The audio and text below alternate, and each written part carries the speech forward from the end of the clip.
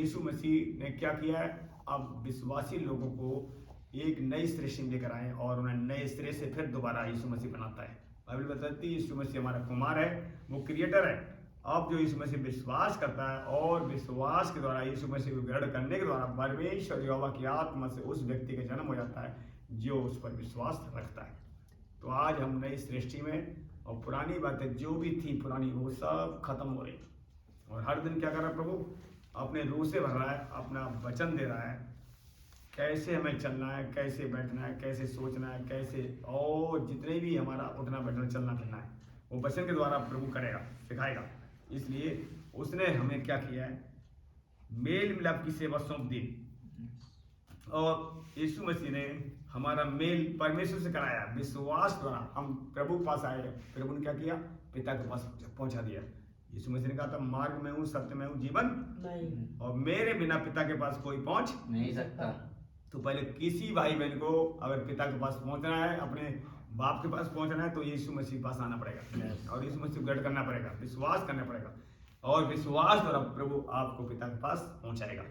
इसे बोलते हैं नई सृष्टि।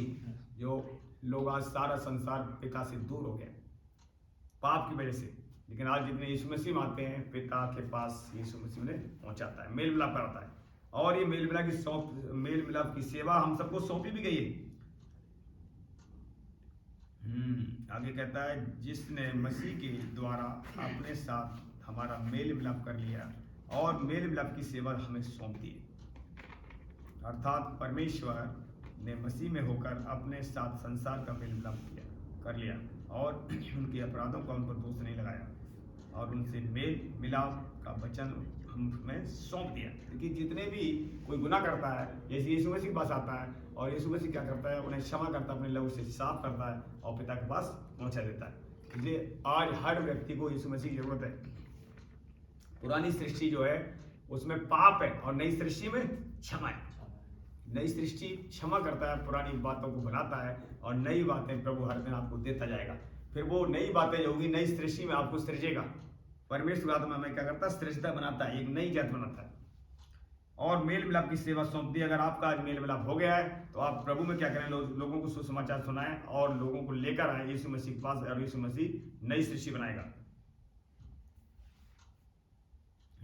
आगे 20 आयत देखिए, इसलिए हम मसीह के राजदूत हैं, मानो परमेश्वर हमारे द्वारा विनती कर रहा है। हम मसीह की ओर से निवेदन करते हैं कि परमेश्वर के साथ मेल मिलाप कर लो।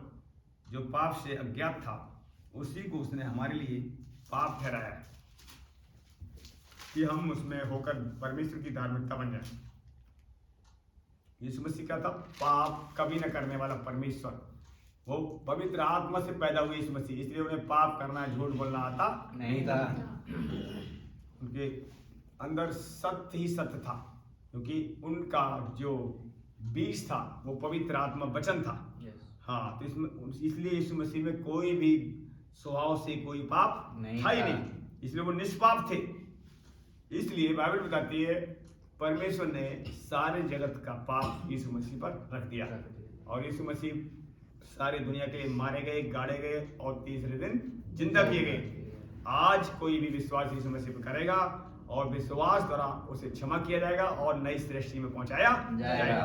और नई सृष्टि कौन है? यीशु मसीह। बाइबल बताती है इसलिए यदि कोई मसीह में है तो वो नई सृष्टि है, पुरानी बातें बीत गई, देखो सब नई हो गई। तो आज अपने लोग भी मसीह में आ गए और उनके सारे पापों को प्रभु ने खत्म किया है और आगे पाप न करने के लिए बुलाया।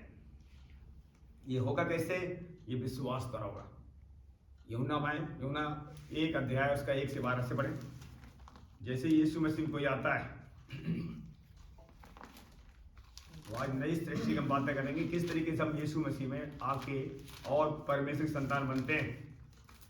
परंतु जितनों ने उसे ग्रहण किया उसने उन्हें परमेश्वर की संतान होने का अधिकार दे दिया, अर्थात उन्हें जो उनके नाम से विश्वास रखते हैं, वह ना तो लहू से और ना शरीर की इच्छा से ना मनुष्य की इच्छा से परंतु परमेश्वर से उत्पन्न हुए हैं।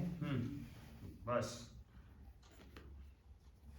परंतु जितनों ने उसे ग्रहण किया उसने उन्हें परमेश्वर की संतान होने का अधिकार दे दिया। अर्थात उन्हें जो उसके नाम पर विश्वास रखते, बिना लहू से, न शरीर की इच्छा से, न ही मनुष्य की इच्छा से, परंतु परमेश्वर से उत्पन्न हुए।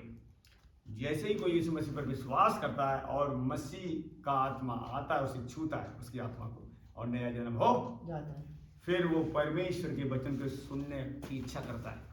पहले उसकी इच्छा नहीं होती प्रभु के पास हम वचन सुने। जैसे नया जन्म हो जाता है बच्चे का, फिर वो दूध मांगता है, रोता है। इसी तरीके से नई सृष्टि में कोई व्यक्ति नया जन्म देता है, वो परमेश्वर संतान होने का अधिकार रखता है और वो परमेश्वर की इच्छा पर चलना चाहता है, और उसके लिए ये भोजन इसलिए बहुत जरूरी है। अगर हमने मसीह को ग्रहण किया है, हम परमेश्वर संतान बन गए, तो पुरानी बातें जब ही जाएंगी जब ये आपको भोजन मिलेगा। इसलिए पुरानी बातें बीत गई, देखो सब नई हो गई, लेकिन पुरानी बातें कब बीतेंगी? जब नई बातें अंदर जाएंगी। कोई बर्तन है, मान लो उसमें पुराना पानी भरा हुआ है, और उसमें नया पानी जब डालोगे पुराना बाहर निकल जाएगा, हाँ वो साफ हो जाएगा। और इसी तरीके से हमारे अंदर जब ये नई बातें जाती हैं, पुरानी को खत्म करती हैं, उन्हें कंडम करती हैं और नई सृष्टि हमें बना देती हैं। नई सृष्टि क्या है? मसीह नई सृष्टि। तो हम देखते हैं परमेश्वर में, यीशु मसीह में किस तरीके से लोग आते हैं, नए जन्म पाते हैं, और फिर उनका जीवन कैसे बदलता जाता है, प्रभु उन्हें किस तरीके से तैयार करता है। हम आते हैं और आगे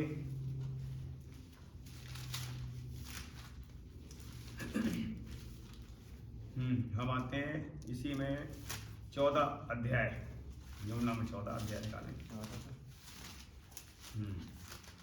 14 का 6 से पढ़ें। यीशु ने उससे कहा, मार्ग और सत्य और जीवन मैं ही हूँ। बिना मेरे द्वारा कोई पिता के पास नहीं पहुँच सकता। यदि तुमने मुझे जाना होता तो मेरे पिता को भी जानते, और अब उसे जानते हो और उसे देखा भी है।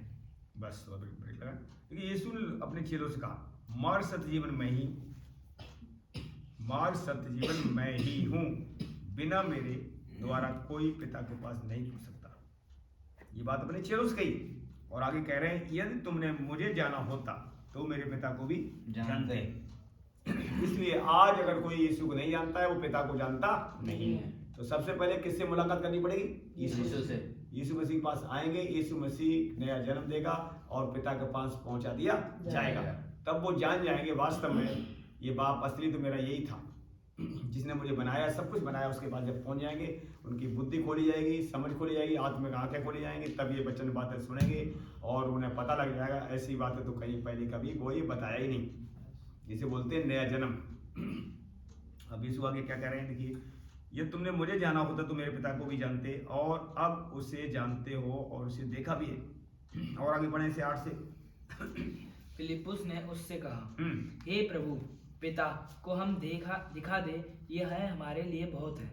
यीशु ने उससे कहा, हे फिलिप्पुस, मैं इतने दिन से तुम्हारे साथ हूँ, और क्या तू मुझे नहीं जानता? जिसने मुझे देखा है उसने पिता को देखा है। तू क्यों कहता है कि पिता को हमें दिखा? क्या तू विश्वास नहीं करता कि मैं पिता में हूँ और पिता मुझ में है? ये बातें जो मैं तुमसे कहता हूँ अपनी ओर से नहीं कहता, परंतु पिता मुझसे रहकर अपने काम करता है। मेरा विश्वास करो कि मैं पिता में हूँ और पिता मुझ में है, नहीं तो कामों ही के कारण मेरा विश्वास करो। बस देखिए, यीशु मसीह के पास चेले और भी आए। फिलिप्पुस आया, फिलिप्पुस ने कहा, हे प्रभु, पिता को हमें दिखा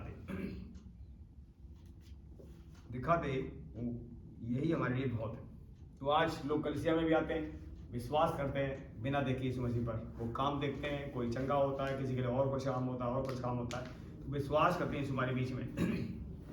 इसी तरीके से 2000 साल पहले जब यीशु मसीह चेले थे और उन चेलों ने भी कहा, मुझे पिता को दिखा दे, फिलिप्पुस ने कहा। अब देखिए यीशु मसीह ने क्या कहा। यीशु मसीह ने कहा, फिलिप्पुस, क्या तू मुझे नहीं जानता? अगर तूने मुझे देखा तो पिता को देखा है। अब यीशु मसीह यहाँ तक कह रहे हैं, मैं पिता हूँ, पिता मुझ में। ये कैसे हुआ? यीशु मसीह का जन्म परमेश्वर की आत्मा से हुआ था। वचन, आदि वचन था, वचन परमेश्वर से आता, वचन ही वो शब्द जो स्वर्गदूत ने बोले थे, मरियम ने कान के द्वारा सुने और घर में गए, और यीशु मसीह ये वचन ने क्या किया? देखो, मांस लहू का शरीर को धारण किया। किसने? इस वचन ने। इसलिए वचन परमेश्वर है, वचन यीशु मसीह, और यीशु मसीह परमेश्वर है। ये बात हमें समझनी पड़ेगी, और ये बात बहुत से लोग जानते नहीं है। हालांकि इस कलाम को मोहम्मद भी जानते हैं मुसलमान, जैसे बहुत महंगाई थी वहाँ पर वो ये कलाम जानती है, पर यीशु मसीह जानती नहीं है। वो पुरानी सृष्टि में, पुराने नियम में मूसा तक सीमित है, नया जन्म उसका हुआ नहीं है। इसीलिए वो 10 हुक्म पर चल रही है और मुंह से अभी तक गालियां निकल रही हैं। गालियां उसी की बंद हो सकती हैं जो नया जन्म नई सृष्टि में आएगा। अभी आपने पढ़ा यीशु क्या है, नई सृष्टि। मसीह अब जो मसीह में है वो नई सृष्टि है, पुरानी बातें बीत गई। जब तक कोई मसीह में नहीं आएगा तब तक पुरानी आदतें छूटने वाली नहीं है। बहुत से लोग मसीह में आ भी जाते हैं फिर भी उनकी आदतें क्यों नहीं छूटती? क्योंकि वचन से वो प्रीत रखते नहीं है। इससे जो लगाव रखेंगे, इसमें जो प्रीत रखेंगे वही छुड़ाए जाएंगे। बात ये मसीह में लोग बहुत सारे आते हैं लेकिन ना शराब छोड़ पाते हैं, ना पुरानी बातें छोड़ पाते हैं, गालियां निकलती रहती हैं मुंह से। क्यों? क्योंकि वो मसीह में तो आ गए पर मसीह उनमें आया ठीक से नहीं। जैसे बॉलीवुड में लोग बहुत से कहते हैं अबे बॉलीवुड में लोग बहुत आगे यीशु मसीह भैया वो आगे वो आगे। अरे ठीक है, अगर यीशु मसीह वो आ गए, क्या यीशु उनके अंदर आया? अगर यीशु उनके अंदर आएगा तो मूवीज बनाना छोड़ देंगे उनका, फिर वो ठट्टा मजाक वाली बातें उनके मुंह से निकलेंगी नहीं। क्योंकि मसीह पुरानी बातें खत्म करता है। नई सृष्टि मसीह क्या है? मसीह पलटा लेता नहीं है। ना पाप करता है ना करने देता है। इसे बोलते नई सृष्टि। अब लोग कहते हैं मैं तो यीशु मसीह भैया कल से आता हूँ फिर तुम्हारा जीवन क्यों नहीं बदल रहा है? आज जीवन बहुत को नहीं बदल रहा। क्यों नहीं बदल रहा है? क्योंकि मसीह उनके अंदर बढ़ नहीं, उन्हें बढ़ने मसीह को दे रहे लोग नहीं है। सुनते तो हैं पर चित्र लगा के नहीं। ऐसे सुनते, मुझे कुछ मैंने सुना ही नहीं। अब गलती किसकी है? लोगों की गलती। मसीह जब बढ़ेगा पुरानी बातें जाएंगी और ये वाली बातें अंदर आएंगी। फिर वो पाप कर ही नहीं सकता। यूनक पत्री मात्र की यूनक पत्री निकालें। अब बंदा पाप से कौन छुड़ाया जाएगा? यूनक पत्री निकालें। यूनक पहली पत्री लास्ट में प्रकाश वाक्य से पहले 3,333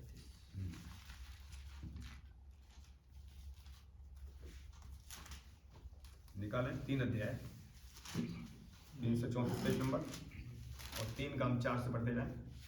जो कोई पाप करता है वह व्यवस्था का विरोध करता है और पाप तो व्यवस्था का विरोध है।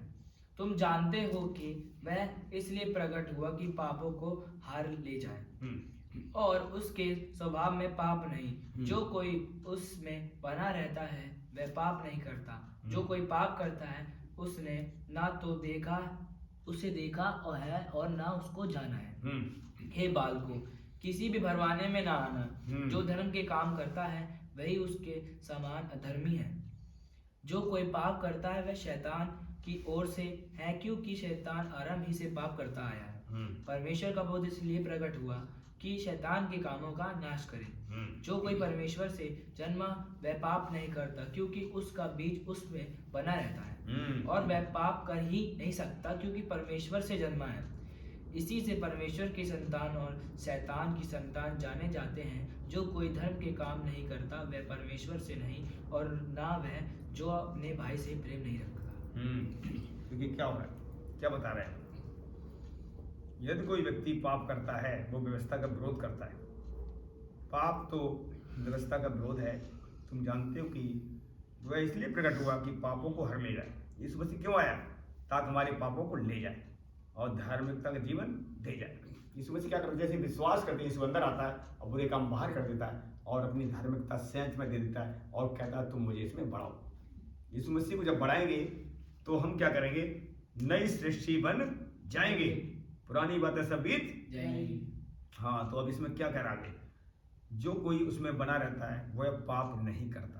यीशु मसीह ने क्या कहा 9:15 में? यदि तुम मुझ में बने रहोगे तो मैं भी तुम में बना रहूंगा। मुझसे अलग होकर कुछ भी नहीं कर तो आज यीशु मसीह में लोग बने रहें।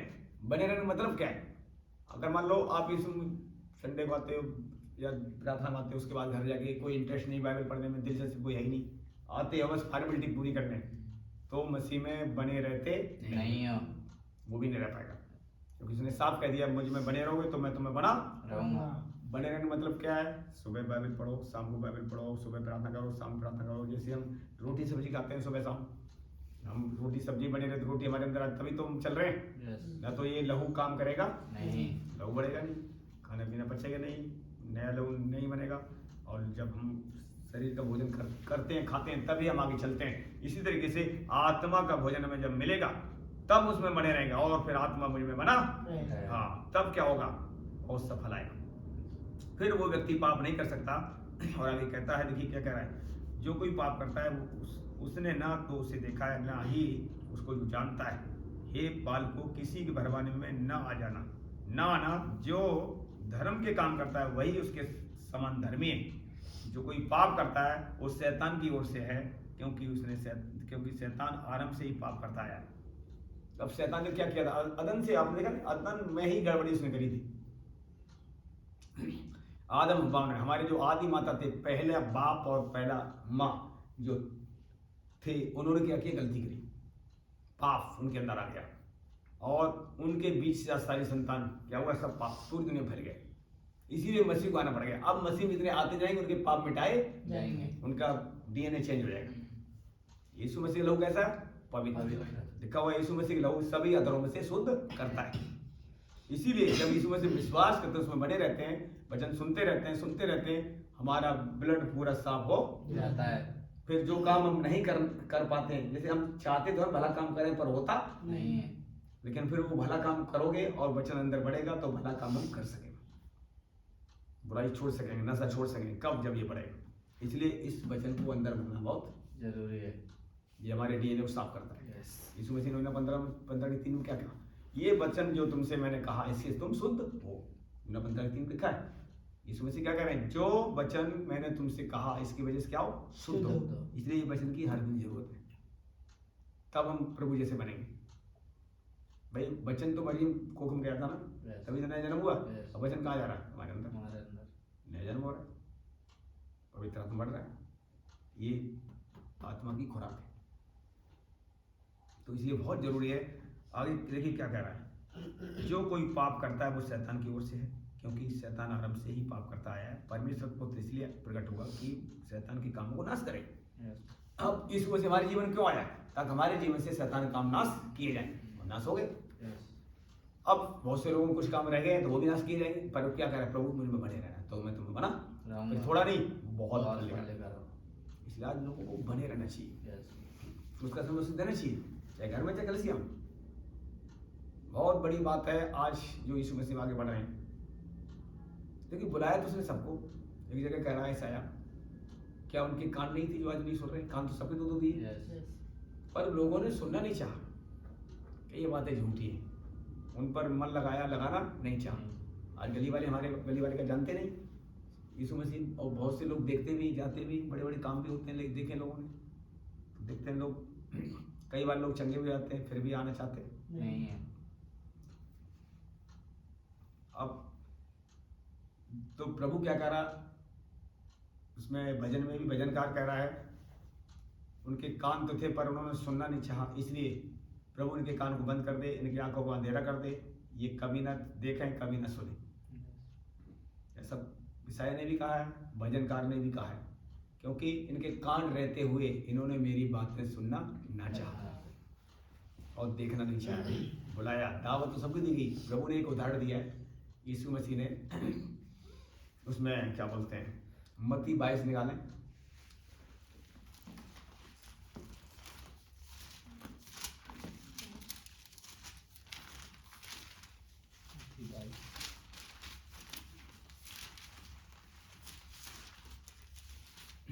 मत्ती 22 के 1 से पढ़ते जाएं जरा। यीशु फिर उनसे दृष्टांतों में कहने लगा, हम्म स्वर्ग का राज्य उस राजा के समान है जिसने अपने पुत्र का विवाह किया, और उसने अपने दासों को भेजा कि निमंत्रित लोगों को विवाह के भोज में बुलाएं, परंतु उन्होंने आना ना चाहा। फिर उसने और दासों को यह कहकर भेजा, निमंत्रित लोगों से कहो, देखो मैं भोज तैयार कर चुका हूँ, मेरे बैल और पले हुए पशु मारे गए हैं और सब कुछ तैयार है, विवाह के भोज में आओ। परंतु वह उपेक्षा करके चल दिए, कोई अपने खेत को, कोई अपने व्यापार को। अन्य लोगों ने जो बच रहे थे उसके दासों को पकड़कर उनका अनादर किया और मार डाला। तब राजा को क्रोध आया और उसने अपनी सेना भेजकर उन हत्यारों का नाश किया और उनके नगर को फूंक दिया। तब उसने अपने दासों से कहा, विवाह का भोज तो तैयार है परंतु निमंत्रित लोग योग्य नहीं ठहरे। इसलिए चौराहों पर जाओ और जितने लोग तुम्हें मिले सबको विवाह के भोज में बुला लाओ। अतः उन दासों ने सड़कों पर जाकर क्या बुरे क्या भले जितने मिले सबको इकट्ठा किया और विवाह का घर अतिथि से भर गया। जब राजा अतिथि को देखने भीतर आया तब उसने वहाँ एक मनुष्य को देखा जो विवाह का वस्त्र नहीं पहने था। उसने उससे पूछा, हे मित्र, तू विवाह का वस्त्र पहने बिना यहाँ क्यों आ गया? उसका मुंह बंद हो गया। तब राजा ने सेवकों से कहा, इसके हाथ पांव बांधकर उस बाहर अंधियारे में डाल दो, वहां रोना और दांत पीसना होगा, क्योंकि बुलाए तो बहुत है परंतु चुने गए बहुत थोड़े हैं। तो देखिए, ध्यान सुनिए, दृष्टांत को ध्यान सुनेंगे। ये दृष्टांत यीशु मसीह ने दिया। राजा ने अपने पुत्र का विवाह किया और उसने लोगों को निमंत्रण दिया। जो निमंत्रण किए हुए लोग थे विवाह भोज में नहीं आए, बुलाया तो भी नहीं आए। फिर दोबारा भेजा, खाना सब तैयार है, खाना हमारा व्यर्थ मत होने दो, सब आ जाओ। पर वो लोग फिर भी नहीं आए। कोई अपने काम को, कोई खेत को जा रहा है, कोई जॉब को जा रहा है, पर उन्होंने आना नहीं चाहा। तो जो निमंत्रण लोग थे वो नहीं आए। ये किसको इशारा करता है? ध्यान सुनना। यीशु मसीह जिस जगह जन्म लिए थे यहूदियों में, सबसे पहले उन्हें न्योता दिया गया। यीशु मसीह जहाँ पैदा हुए सबसे पहले वचन कहाँ फैलाया गया? यहूदियों में। पर उन्होंने आना चाहा नहीं। तब जैसे क्या लिखा है, जब ये लोग आना नहीं चाहे और खाना तैयार है, फिर पशु बेकार हो जाएंगे। फिर देखिए क्या हुआ, उन लोगों ने क्या किया।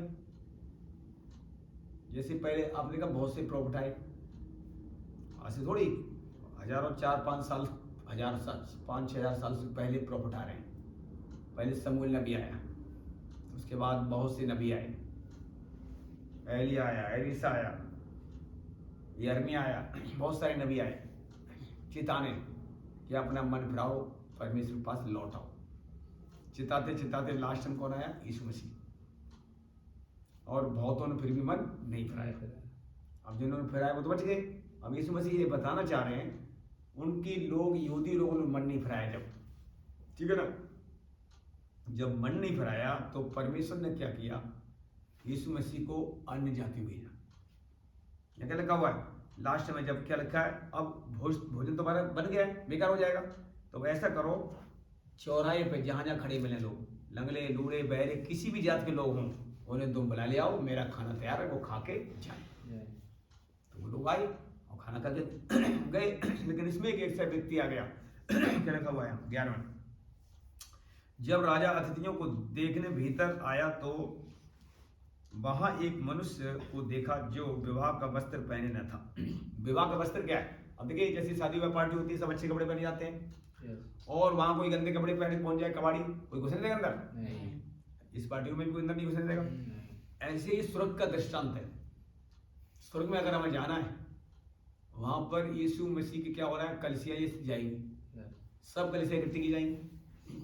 यीशु मसीह की दृष्टांत दिया गया है। कलीसिया क्या है? यीशु मसीह दुल्हन, और यीशु मसीह की विवाह भोज, स्वर्ग में विवाह होने जा रहा है।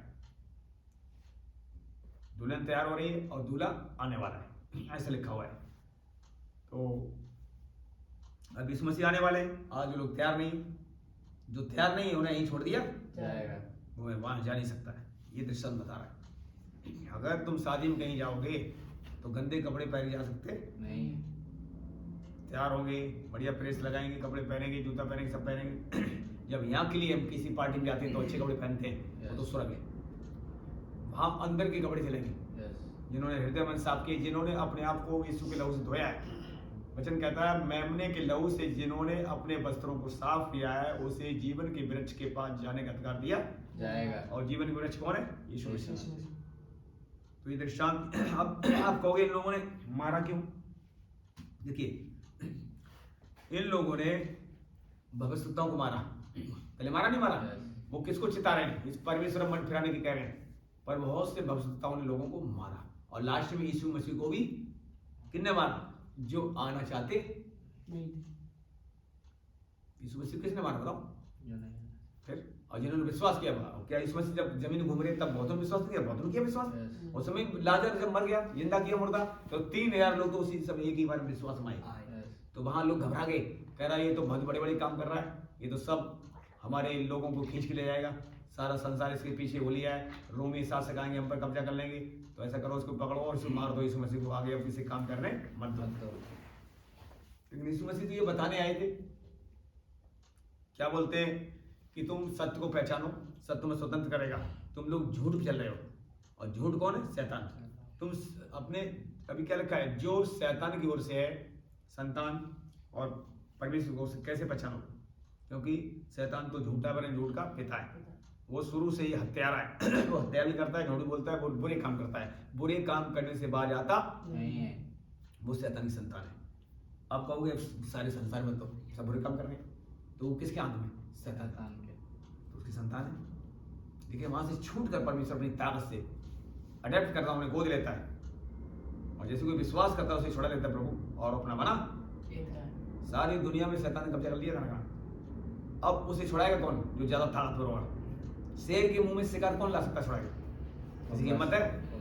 हाँ, बबर शेर, उससे भी हैवी। लोग कहते नहीं शेर को 1.25 शेर मिलता है, एक शेर है उसको 1.25 शेर मिल जाए तो वही उसे छीन सकता है उसके मुंह से शिकार। मालूम मुंह में कोई शिकार है, शेर के पास कोई जा सकता है? नहीं। शेर के पास तो शेर तो जाएगा नहीं, उससे बबर शेर उधर ही जाएगा। तो बबर शेर है योद्धा का शेर, बाइबल बताती है योद्धा का बबर शेर यीशु मसीह का है। वो जाता है शैतान के मुंह से शिकार छीन कर लाता है, निकाल ये मेरा है। इसने विश्वास कर लिया, तू भाग जा, छोड़ इसके घर को। इसने मन फिराया है, बुराइयों से मन फिराया है, अब बुराई इसने छोड़ दी, तो तेरा इस पर अधिकार नहीं है। शैतान से यीशु मसीह बोलते हैं, यीशु का लहू बोलता है। अब दुष्ट आत्मा कहती है अंदर होके, मैं इसके अंदर हूँ, ये गंदे काम करता है इसलिए मैं इसके साथ हूँ, बोलती नहीं दुष्ट आत्मा? वो तो प्रकट होती है। और वो गंदे काम को छोड़ दे, मन फिराए, तो शैतान को उनके अंदर से जाना पड़ता है। इसलिए हमें गंदे काम छोड़ना चाहिए। जब पूरे गंदे काम छोड़ देंगे, पाप नहीं करेंगे, तो शैतान कोई रेगला ढंपर बनता नहीं है। हम फ्री हो जाते हैं। रात को गंदे सपने में फिर नहीं आएंगे, पूरे नए यही सपने आएंगे। बाइबल पढ़ते नजर आओगे आप, सपने में गीत गाते नजर आओगे। जब इसमें रम जाओगे ना, इससे भर जाओगे, जिससे भर जाओगे वही चीज निकलेगी ना फिर। तो इससे भरने की जरूरत है। सपने में भी कभी कभी शैतान दिखा देता है पुरानी बातें, जैसे कोई बीड़ी पीता है, उठा भैया मैं तो रातों बीड़ी पी रहा था, कोई दारू पीता था छोड़ दी, रातों शैतान दारू लेके अरे कोई दोस्त बन गया, ऐसे हो जाएगा। जिस दोस्त के साथ पीते थे वही दोस्त लाके तुम्हें सपने में दारू बोतल दिखाएगा। अरे पी ले भाई, आज तो तूने छोड़ दी, कोई बात नहीं, हाँ आज पी ले, कल मत पी रहा। और सपने में वो पी रहा हुआ, आँख खुलेगा नहीं, मैं दारू पिला रहा हूँ वाला आदमी। अरे तो वो आदमी नहीं, वो शैतान, डांट से। और कितने लोग डांटते हैं, चुपचाप सो जाते हैं, फिर वो पिलाता ही रहता सपने, और जल्दी फिर दारू छूटती नहीं है। जल्दी दारू छोड़नी है तो शैतान को सपने में भी डांटना पड़ेगा, और इसमें बढ़ना पड़ेगा। छुटकारा आसान बात नहीं है। Yes. शेर के मुंह से शिकार निकालना आसान बात नहीं है। शेर के साथ बबर शेर बनोगे तभी निकल पाओगे। Yes. शैतान देखिए वही ज्यादा, मैंने क्या बताया एक बार और, शैतान डरपोक है। Yes. जब मसीह तुम्हारे साथ है, लिखा हुआ है परमेश्वर का अधीन हो जाओ, शैतान का सामना करो, वो तुम्हारे पास से भाग जाएगा। आज लोग सामना नहीं करते, डरते रहते, क्योंकि पहले डर रहे थे, आज भी डर रहे हैं। क्यों डर रहे हैं? क्योंकि वचन की घटी अंदर, जब वचन बढ़ेगा, यहूदा का शेर बढ़ेगा, तो डर हमारे अंदर नहीं लगेगा, हम और डराएंगे। इसलिए बहुत जरूरी है। ये लोग बुलाए गए, पर यहाँ पर देखा एक व्यक्ति है जिसने ड्रेस नहीं पहनी। शादी में तो चला गया ये, पर शादी की ड्रेस, यहाँ लिखा हुआ विवाह वस्त्र नहीं पहने था। उसने उससे पूछा, हे मित्र, तू विवाह का वस्त्र पहने बिना यहाँ क्यों आ गया? उसका मुंह बंद हो गया, क्योंकि उसने अपनी तैयारी नहीं करी थी। तब राजा ने सेवकों से कहा, इसके हाथ पांव बांध कर उसे बाहर के अंधेरे में डाल दो, वहां रोना और दांत पीसना होगा, क्योंकि बुलाए हुए तो बहुत हैं, परंतु चुने हुए थोड़े। जो चुने हुए हैं वो अपने जीवन को बदलेंगे। जीवन अगर आप बदलना चाहते हैं, आपकी लगन बढ़ रही है, अभी आपने गीत गाया था, ले चल मुझे, जैसे हिरनी प्यासी मैं प्यासा हूँ। क्या प्यास बढ़ रही है इसमें? Yes. प्यास बढ़ रही है तो खतरे से बाहर आ रहे हैं। Yes. आमीन। फिर कोई खतरा को खतरा हो जाएगा, बता रहा हूँ। Yes. जब आपकी भूख प्यास बढ़ रही है इसमें प्रभु, समझ लो सारे खतरे टल रहे हैं, आमीन। और आप ऐसे मजबूत कर दिए जाएंगे, औरों को शिकार मुंह में से शैतान फंसे उनको निकाल लो। ऐसा अगर करना चाहते हो तो इसमें बढ़ना पड़ेगा। तो हम और वचन देखते हैं, सचमुच ये नई सृष्टि, ये पुरानी बातें बीत गई, और हम जब नई सृष्टि में आ गए हैं तो परमेश्वर हमें क्या बताना चाहता है। हमने एक दिन और भी वचन पढ़ा था, हम आते तीतुस में,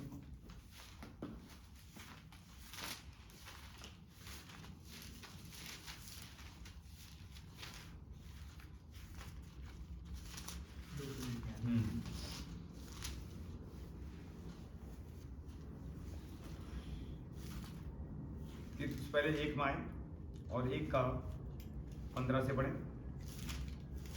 शुद्ध लोगों के लिए सब वस्तुएं शुद्ध हैं, पर अशुद्ध और विश्वासियों के लिए कुछ भी शुद्ध नहीं, वरन उनकी बुद्धि और विवेक दोनों अशुद्ध हैं। वह कहते हैं कि हम परमेश्वर को जानते हैं, पर अपने कामों से उसका इनकार करते हैं, क्योंकि वह घृणित और आज्ञा न मानने वाले हैं और किसी अच्छे काम के योग्य नहीं है। देखिए वो यीशु को करते हैं, पर नशा छोड़ते नहीं है, बुरे काम छोड़ते नहीं है। मतलब प्रभु को तो पुकारते हैं, पर वो काम ऐसे करते हैं प्रभु के वो है ही नहीं। तो ये हमें देखना है, अगर हम प्रभु को पुकारते हैं तो प्रभु जो कहता है वही हमें करना भी चाहिए। अगर हम प्रभु को पुकारते हैं तो प्रभु जैसे चलता है वैसे चलना भी चाहिए। तब हम उसके, देखिए क्या लिखा हुआ है, उसके कामों से इनकार करते हैं। प्रभु को तो पुकारते हैं पर उनके काम गंदे हैं, उनके काम ठीक नहीं है। तो इसलिए अब हमें इन कामों से बाहर आना पड़ेगा। अगर बाहर जब ही आ सकते हैं जब ये वचन हमारे अंदर जाएगा। और इसका हम 2 का मानते हैं इसमें, देखिए प्रभु क्या चाह रहा है, हम लोग क्या करना चाहिए। 2 का 6 से पढ़ें। ऐसे ही जवान पुरुषों को भी समझाया करो कि संयमी हो, सब बातों में अपने आप को भले कामों का नमूना बना। तेरे उपदेश में सफाई, गंभीरता और ऐसी खराई पाई जाए कि कोई उसे बुरा ना कह सके, जिससे विरोधी हम पर कोई दोष लगाने का अवसर ना पाकर लज्जित हो। दासों को समझा कि अपने अपने स्वामी के अधीन रहे और सब बातों में उन्हें प्रसन्न रखे और उलटकर जवाब ना दे, चोरी चालाकी ना करे, पर सब प्रकार से पूरी विश्वासी निकले कि वह सब बातों में हमारे उद्धारकर्ता परमेश्वर के उपदेशक की शोभा बढ़ाए। बस तो ऐसे ही जवान पुरुषों को भी समझाया कर कि वे संयमी हो, सब बातों में अपने आप को भले कामों का नमूना बना। तेरे उपदेशों में सफाई, गंभीरता और ऐसी खराई पाई जाए कि कोई उसे बुरा न कह सके, जिससे विरोधी हम पर कोई दोष लगाने का अवसर ना पाकर लज्जित हो। यीशु मसीह में जब हम आते हैं, यीशु मसीह भी हमें बढ़ता है, लेकिन बढ़ेगा जब इस वचन में प्रार्थना में बने रहें। लोग कहते हैं मैं तो यीशु मसीह हूँ, पर यीशु मसीह तुम्हारे अंदर अगर है तो यीशु भी तुम्हारे अंदर होना चाहिए। यीशु आपके अंदर होगा तो आपको पाप करने नहीं देगा। उसकी भूख प्यास बढ़नी चाहिए। जब भूख प्यास बढ़ती है तो हम उसके लिए तैयार होते हैं और पुरानी बातें जाती हैं, नई सृष्टि हम बनते चले जाते हैं। और नई सृष्टि क्या है, आप यहाँ देख रहे हो, तुम्हारे चाल चलन सब बदलते चले जाए। आगे कह रहा है 9वीं आयत में से, दासों को समझा कि अपने अपने स्वामी का अधीन रहें और सब बातों में उन्हें प्रसन्न रखें, उलटकर जवाब न दें, चोरी चालाकी न करें, सब प्रकार से पूरे विश्वासी निकलें और वे इन सब बातों में हमारे उद्धारकर्ता परमेश्वर के उपदेश की शोभा बढ़े। जब वचन सुनते हैं, खराई सच्चाई चलते हैं तो महिमा यीशु मसीह मिलती है और इस वचन की निंदा होती नहीं। जब वचन की निंदा नहीं होती है तो लोग और भी बचाए जाते हैं। तो वचन की निंदा ना होने पाए कि वो यीशु मसीह जा रहे इतने साल से कोई नहीं सुधारा तो हमें क्या करें सुधार के, पहले तुम बदल के दिखाओ तब हम जाएंगे। कुछ लोग ऐसे बोलते हैं। अगर हमारे चाल चलन ठीक नहीं है तो उन्हें मौका मिल जाता है बोलने का, देखो यीशु मसीह वो भाई गया और उसका जीवन बदला नहीं। इसलिए हम जब आते हैं, जब प्रभु में आ ही गए तो ठीक से चलें, उसका समय उसके दें, अपने समय अपने पास रखें, अपना काम करें। इसलिए बहुत जरूरी है, हमें बैलेंस बना के रखना पड़ेगा। कई बार लोग क्या करते हैं, सुनिए, यीशु मसीह में बढ़ते हैं, जैसे आप बच्चे पढ़ाई कर रहे हैं, यीशु मसीह में लगातार बढ़ रहे हैं और पढ़ाई आपने कमजोर कर दी, पढ़ाई धीरे धीरे आपकी कमजोर हो रही है और पता लगा यीशु मसीह में तो बहुत अच्छा गीत सीख रहे हो और अच्छे बाइबल पढ़ रहे हो और उधर पता लगा हाई स्कूल में बोर्ड पर फिर हो गई, तो लोग क्या करते हैं, मौका मिल गया ना, वो क्या मिल गया, ये तो यीशु मसीह जाते थे, बहुत बढ़िया गीत गाते, अरे यीशु मसीह बहुत बढ़िया, क्या हो गया, फिर कैसे हो गई, पता नहीं बिस्कुई। तो जो लोग आने वाले थे वो गाएंगे, तुम्हारे साथ आएंगे, इसलिए बैलेंस बना के रखना पड़ेगा। इधर हम समय दे रहे हैं खुदा को, तो उधर पढ़ाई का समय भी दे रहे हैं, ताकि कोई ये ना कह पाए कि यीशु उनके साथ नहीं है। क्योंकि कर्म प्रधान, कर्म भी विश्वास है तो कर्म बहुत जरूरी है। विश्वास कर्म के बिना मरा हुआ है, यस व्यर्थ, मतलब व्यर्थ है, अधूरा नहीं, पूरा मरा हुआ है। आप विश्वास करते यीशु है तो इसलिए वचन पढ़ना पड़ेगा, प्रार्थना करनी पड़ेगी, और तब पूरा होता है। वचन पढ़ोगे, प्रार्थना करोगे, गीत गाओगे, तब विश्वास प्लस कर्म इज इक्वल टू रिजल्ट। ऐसे आप जो पढ़ाई कर रहे हो, जो आपको पढ़ाई में 6 सब्जेक्ट हैं और सबकी पुस्तकें आपको दी गई, पेपर आने वाला मतलब आपको सालाना पेपर हो रहा है, पूरी साल क्या करेगा? अगर हर दिन जो बंदा पढ़ाई करता है उसका समय पढ़ाई का समय पढ़ाई, इसका समय इसके बैलेंस बना के रखा है, तो वो उधर भी अच्छे नंबर लेकर आएगा और इधर भी नंबर अच्छे, दोनों में से किसी जगह फेल होने वाला नहीं है। क्योंकि उसने दोनों तरफ ध्यान रखा है। ये दोनों तरफ हमें ध्यान रखना पड़ेगा ताकि लोगों को मौका ना मिले। क्या लिखा हुआ है? ताकि इनको मौका ना मिले जो हमें शर्मिंदा करना चाहते हैं, लज्जित करना चाहते हैं, वो खुद शर्मिंदा हों। और जब वो देखेंगे पढ़ाई भी इसकी चीज़ है और इधर जीवन बदल गया, पहले जैसा लड़का नहीं है, अब माँ बाप कहना मान रहा है, ठीक है ना। बच्चे माँ बाप को कहना मानते हैं, तो सबसे बड़ी बात क्या है, वो लोग देखते हैं। इसलिए माँ बाप को कहना मानना बहुत जरूरी है। माँ बाप जैसे भी हैं उनका आप पालन करो, ऐसा लिखा हुआ है। माँ बाप का कहना मानने का मतलब ये परमेश्वर की आज्ञा का पूरा करना। वो जैसे भी कोई बात नहीं, लेकिन उनका कहना मानो, ऐसा कलाम कह रहा है। क्योंकि आप हो सकता है किसी के बाप दारू पी रहे हो और आप दारू नहीं पीते हैं, तो आपको मेरे पापा दारू पीते हैं, क्या उनका कहना माने? दारू वो बेशक पीते हैं, फिर भी आपसे नहीं कहेंगे दारू पियो। अगर आपने पी भी ली तो आपको फिर कोई बाप नहीं चाहता मेरा बच्चा बिगड़े, तो इसलिए उन बाप का, उन माँ का हमें आदर करना है, बेशक बुरे हैं, क्योंकि परमेश्वर नहीं चाहता है कोई बालक अपने माँ बाप का अनादर करे। जब हम आदर देते हैं तो एक आज्ञा यहाँ पूरी होती है। आज्ञा जब पूरी होती है खुदा की ब्लेसिंग आती है, बढ़ती है, आती है, बढ़ती है। देखिए सबसे बड़ी आशीष है, हमने देखा माँ बाप की आशीष से बच्चों को साथ हैं, उसकी जीत होती है, वो हारता नहीं, जीत पाता है। इसलिए माँ बाप को भी आदर दो, उनका कहना मानो। हाँ ये बात अलग है कि कोई यीशु मसीह माँ बाप ऐसे ही हो सकते हैं प्रभु नहीं जानते हैं, अगर तुम्हें रोक रहे हैं यीशु मसीह नहीं जाना, बिल्कुल छोड़ो, इस आज्ञा का पालन नहीं करना। यीशु मसीह नहीं छोड़ूंगा भाई, मैं मम्मी पापा यीशु मसीह में नहीं छोड़ूंगा, ये आज्ञा तो जरूरी है, आपको छोड़ना नहीं, पर बाकी और कहना मानना कि कोई काम करो या पढ़ाई क्यों नहीं कर रहे हो या क्या कहना आप अधूरा कर रहे हो। माँ बाप का एक ही कहना नहीं मानना, ध्यान सुन लेना, कौन सा कहना? अगर वो प्रार्थना में जाने से रोकते हैं, आप उसका अभी मैंने क्या बताया, बैलेंस बनाना पड़ेगा। जैसे मान लो डेली नाइट गा रहे हो, अब कभी माँ बाप कहते हैं नहीं आज नहीं जाना है, ये रुको, तो उनकी बात माननी है, क्योंकि हर दिन तो अपना वही हो। अगर वो कहते हैं जा बेटा कोई बात नहीं, तो यहाँ तक सब हाँ, तो तुम्हारी बल्ले बल्ले, तुम्हें छूट मिल गई और बड़ा समाज बढ़ो। लेकिन पढ़ाई लिखाई के बैलेंस बनाना बहुत जरूरी। अभी मैंने क्या बताया, तुम रात दिन यहाँ रह रहे हो, दिन में हमारे रात, और अगर पढ़ाई का बैलेंस आपने खराब कर दिया और वहाँ नंबर कम आए या फेल हो गए, तो उन लोगों, गली मोहल्ले वालों को जो विश्वास में नहीं, उन्हें बोलने का मौका मिलेगा, तुम्हारा लड़का तो यीशु यीशु बहुत करता था, फेल कैसे हो गया?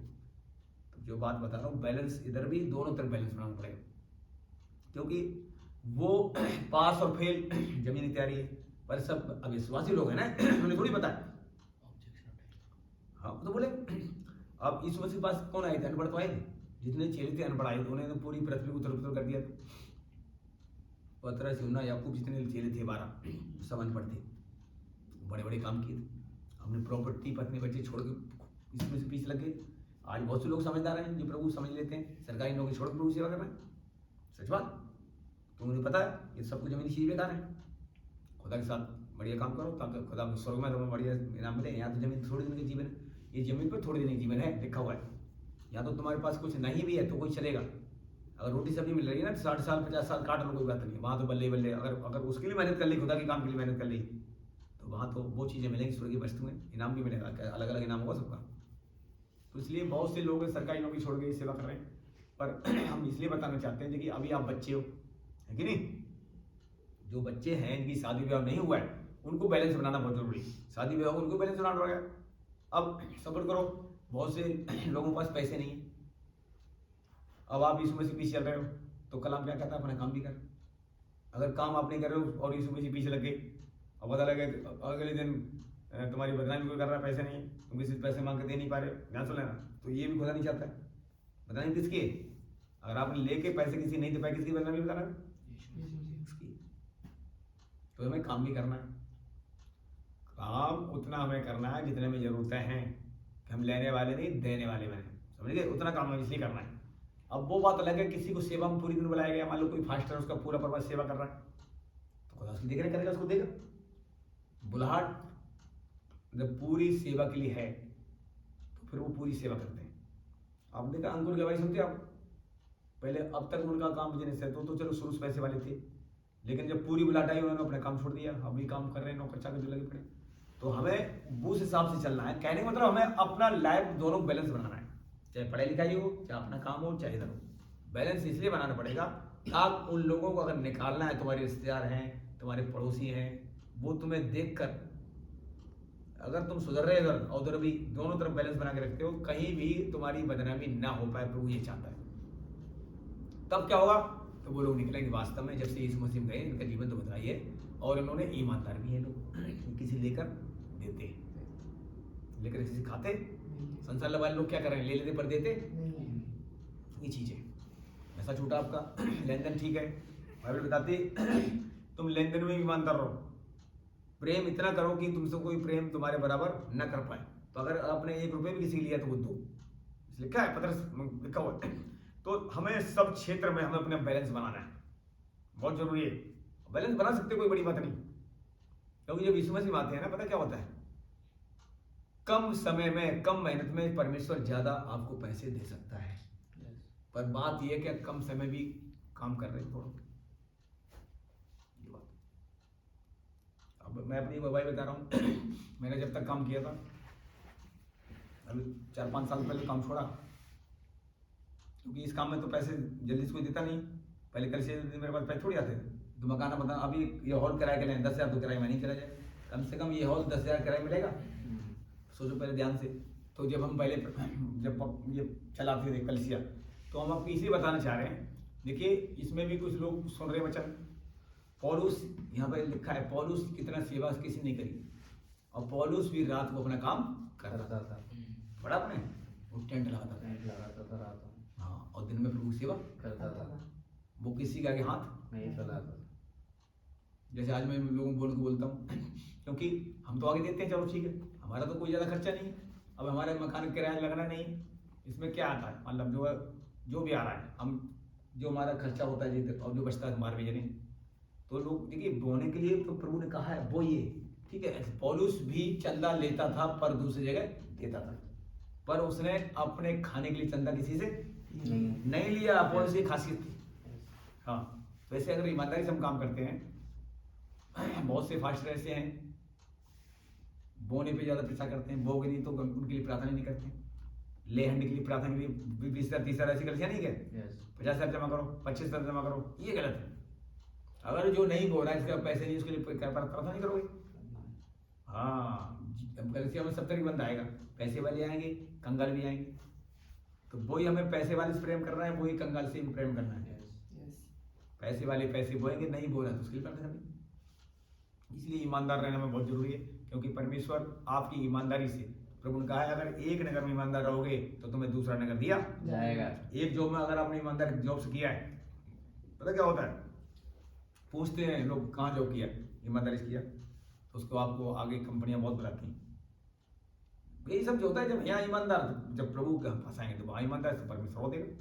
तो हमें ईमानदार बनना है, और बाइबल बताती है ईमानदारी लोग पवित्र बनाए जाते हैं। छोटी बातों में ईमानदार, बड़ी बातों में ईमानदार, ईमानदार बनना बहुत जरूरी है। और ईमानदार लोग खुदा को पसंद आते हैं।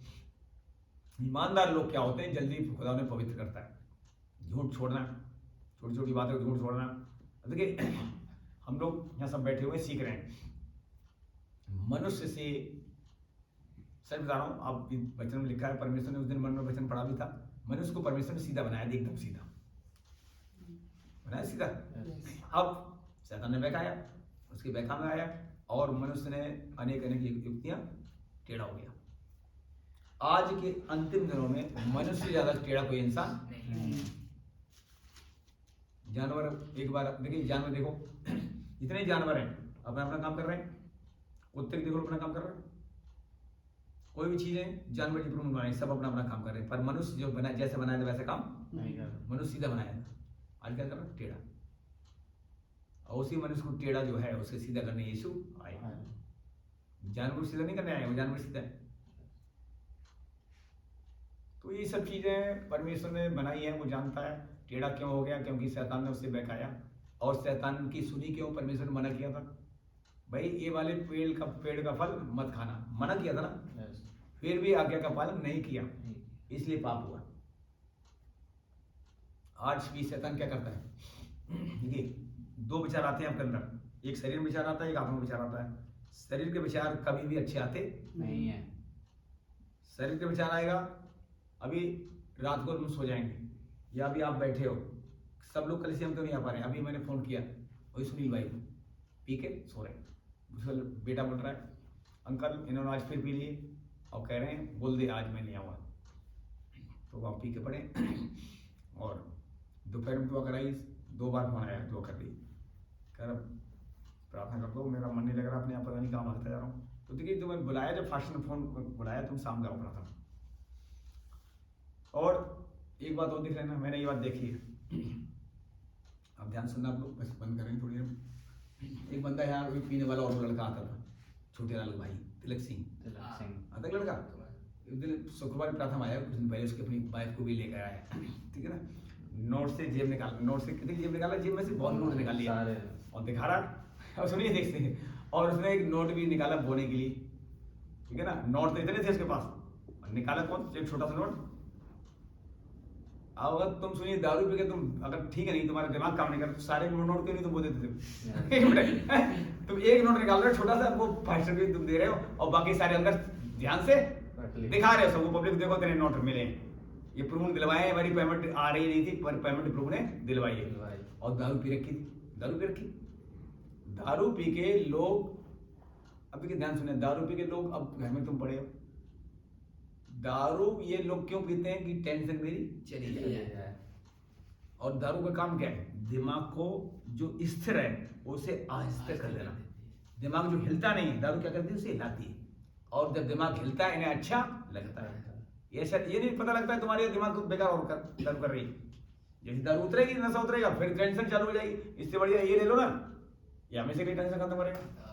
और ये समझ में उनके नहीं आ रही, दारू बहुत पी रही है। अब दारू पीने वालों से कहो आप कोई चीज़ रख दो गंदी खराब चीज़, जिसमें बदबू आ रही है कोई चीज़, तो वो सूंघ के खाएं। दारू पीने वाले सूंघते हैं, नहीं सूंघते क्या, अच्छा बुरा उन्हें पता है, पता है दारू पीने वालों को भी क्या अच्छा क्या बुरा है, उसमें भी परमेश्वर ने इतनी शक्ति दी है, तब भी दारू पीने वालों को पहचानते हैं अच्छा ही बुरा है। फिर भी देखिए अब क्या लिखा हुआ है, मनुष्य ने अब अनेक युक्तियां निकाल ली, सीधा बनाया था। कई हद तक शैतानी गलती नहीं करा, गलती मनुष्य की भी है।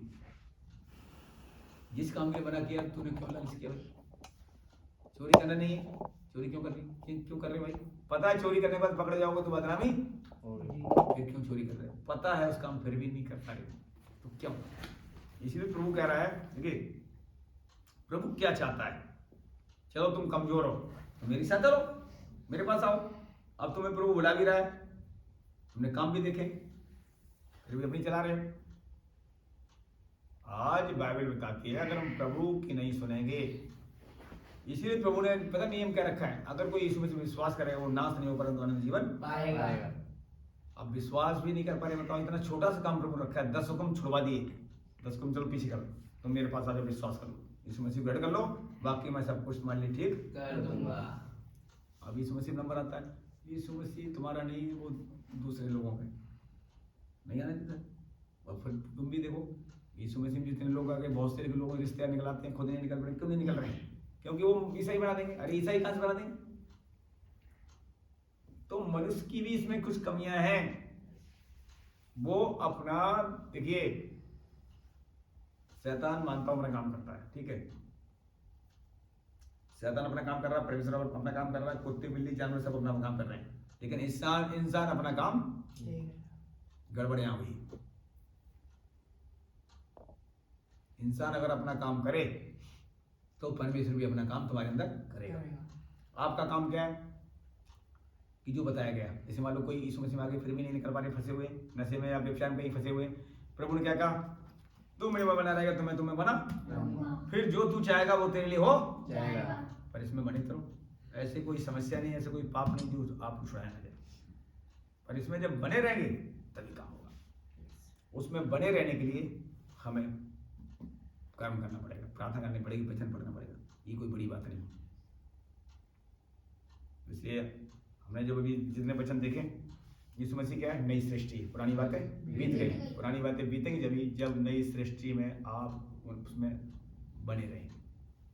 नया वचन ये क्या है, नया वचन ये हमारे अंदर बढ़ेगा, नई सृष्टि तब हम बनेंगे, पुरानी बातें तब जाएंगी अंदर। पुराने साल से फल का पेड़ आज थोड़ी खाया था, हमारे आदम हवा ने खाया था, वो ब्लड में पाप आया हुआ है, इसलिए इसको खाना पड़ेगा, ये हमारे डीएनए को साफ करेगा।